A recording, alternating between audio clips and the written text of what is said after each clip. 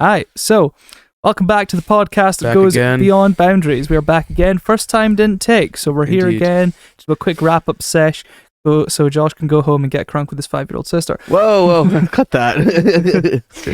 But yeah, no, it's gonna be a good day. Shout out to my wee sister, turning 5. Hey, And yeah, we have a lot to talk about on this episode we of do. the podcast. Not a lot of time to do it, but we're No, gonna we'll squeeze it in channel our there. inner Sonic the Yeah, Hedgehog yeah. and get it out there. So first thing, probably the most important story that we've been covering in the Gaudie the last couple of weeks has been the university's budget situation, which isn't good. No, it's not good at all. Over the weekend there was last weekend I believe. Yeah, last Friday we put it Last out. Friday we put it out. There was a meeting that a lot of the language department was brought to. Basically, a bombardment in Yeah, disguise, Pretty where much. they were told that the university is 15 million in the red. Their budget is on a shoestring. I think the shoestring snapped quite a long time ago. So we can. I'll go into it a wee bit. So essentially, the universities was projecting that international student admissions would increase, and therefore tuition would increase. They projected an increase of 15% from 96 million to 111 million, so 15 million pounds. Mm-hmm. That didn't happen, and instead it's remained around the same, which means they essentially had to make up 15 million pounds in their budget for this year. Now they found some of that money provisionally, and they're very clear to say that after we said they had 15, they're like, no, we only have 8. No, we swear, you're getting it wrong. They have to find this money, and they're going to try to do it over the next couple of years.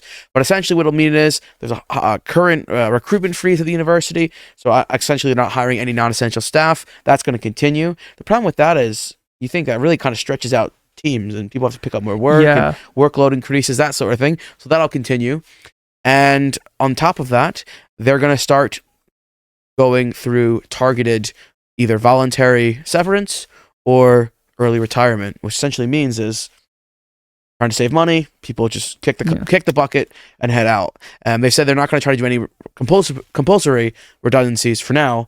But I guess that all depends on how these measures go. Yeah, it's certainly interesting. Obviously, language is such a vital part to the university. You see it advertised everywhere, and it's really weird to see that they're cutting that. However, maybe if they didn't spend 700,000. Was it 700,000 on that Go Beyond Boundaries thing? Wasn't that much. It was only 150. So still, you could have put that somewhere else. Maybe. I mean, so yeah, it's very interesting, and I'll say the big issue at the minute is with the language department situation. So essentially, at Aberdeen, we have a modern language studies department, which includes French, German, Spanish, and Gaelic. That's your main 4 modern languages that you can study with on their own as part of a degree program, or as a joint honors degree with, say, anthropology or politics or economics, any of those things. I think I counted them as about 166 different options you can do, which is just great. The problem is, if the funding, they aren't able to find funding and they're going to have to downsize, what they'll do is essentially make all those degree programs into sustained study. So essentially, instead of being able to do Gaelic and history, you could just take Gaelic as an elective course. Yeah, but that would mainly only be in your first year. Yeah, though, first wouldn't year. it? So They may be able to do it. You can take it probably your first 2 years sometime doing that. But then after that, you're cut off. No more Gaelic study So for unfortunately, there's going to be a big dip in the opportunity of language studies for students here at Aberdeen, which, as one of the 4 ancients, is quite difficult. We have a good reputation as a university that encourages learning and scholasticism and things that just don't boil down to how much money the department's making. Because, I mean, I'm not surprised they're not making a lot of money. I mean, language isn't a priority for a lot of students these days. But I think it shouldn't just be about if they're making money or not. It should be, are they providing a service to the reputation of the university that can be mitigated, by more money increases in other places? I mean, if they want to see bumps in their numbers and employability once people leave university, the best thing to do is teach them the language. Yeah. Because they can go wherever they want and get jobs. Yeah, and for you can sure. be like, oh, our student learned German here, and now they work off in Berlin, or they learned Gaelic, and they're doing Irish studies down in, I don't know, Dublin or something. I don't know. I think it's Gaelic, though. You teach Gaelic or Gaelic? I think Gaelic's mainly, there's a lot of Gaelic in Ireland, I think. It's very confusing because there's Gaelic in Scotland, Gaelic in Ireland. Yeah. Oh, right? yeah. So they'd be teaching the Scotland one, yeah. So I don't know.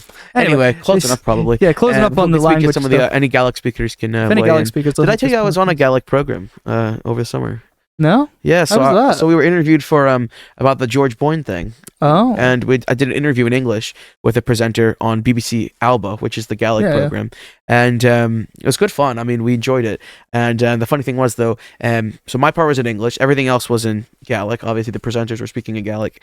And we were expecting it to be on TV the Sunday night. So we go on Sunday night at the time and watch the program for about an hour and a half, the whole program. Everything's in Gaelic. We don't know what's going on. We're just sitting there in my living room, and it doesn't come on. And we're like, oh, did they cut it? Well, they had actually moved it to the Monday, and I didn't know. So we literally watched an hour and a half of Gaelic programming for very multicultural of you. Indeed, I know, and I had no idea what was going on. But yeah, it's quite interesting. So yeah, that's when we Gaelic story there. Your wee Gaelic experience. As an American, it's probably pretty interesting. Yeah, you're like, I mean, look at me.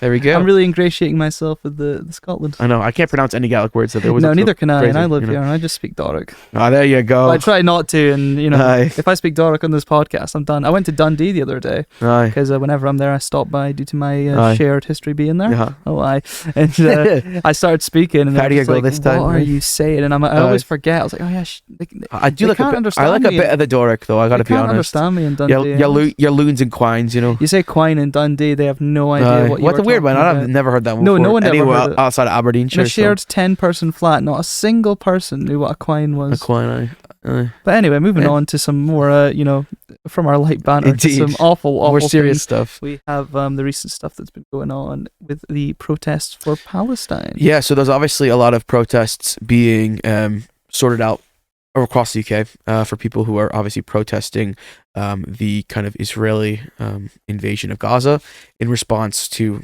the really horrible terrorist attacks by Hamas in early October. And right now there's a big issue in that a lot of the protests is strongly being discouraged by members of the right-wing media and also the Tories, essentially saying this is, shouldn't be allowed.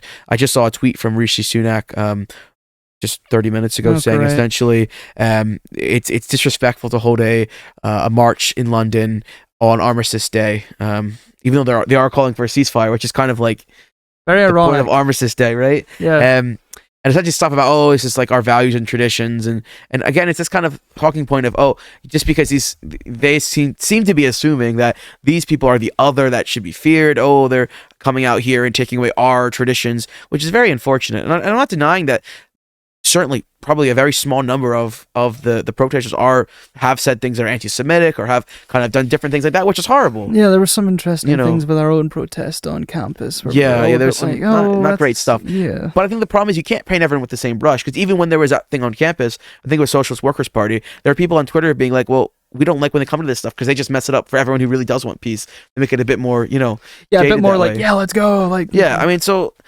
obviously there's always going to be people who are just doing horrible things, but I don't think you can paint the hundreds of thousands of people who have come out to protest for a ceasefire on the same brush is what they're trying to do, and it's just not fair. People of different camps. There'll be, obviously with every protest or rally, there's people on either side of the picket hurling abuse, and obviously within those you've got the kind of the middle ground of people who are just there for the cause. And I think we should definitely be encouraging a ceasefire, despite Keir Starmer's vast opposition to a ceasefire. I'm not sure what Labour's deal is right now. They're just not. They don't have a consistent position. I thought they were gonna. I mean, I thought they were doing pretty well. They were kind of, taking over the Tory portion. Yeah, they were kind of building their way up, and then you hear that, and you go, they've definitely moved to the centres.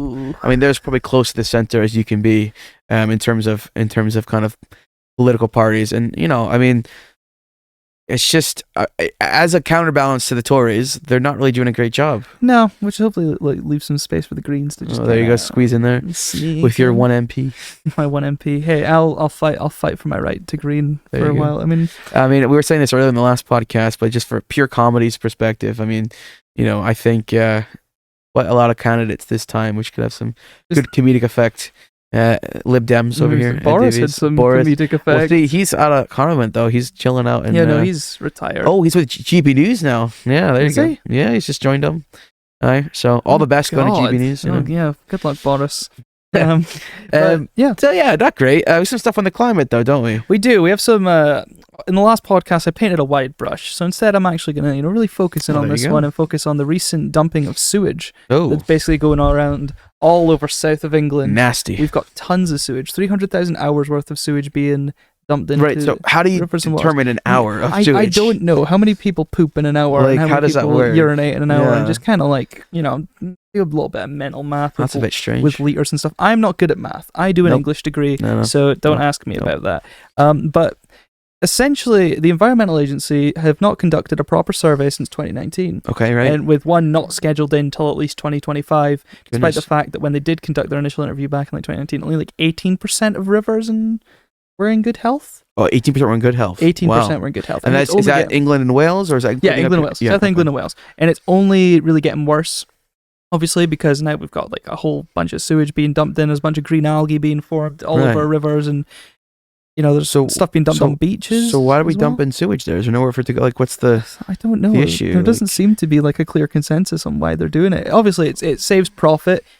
Nobody's really checking to see what they're doing. Yeah. So it's basically just kind of under the. Because I always thought sewage went to sewage treatment plants. Yeah, you would release back out into that'd be the logical conclusion, but after it's apparently been not. Processed. I think obviously that would cost more money. So maybe they're just trying to cut some corners Well, there. that's the thing. They're cutting corners.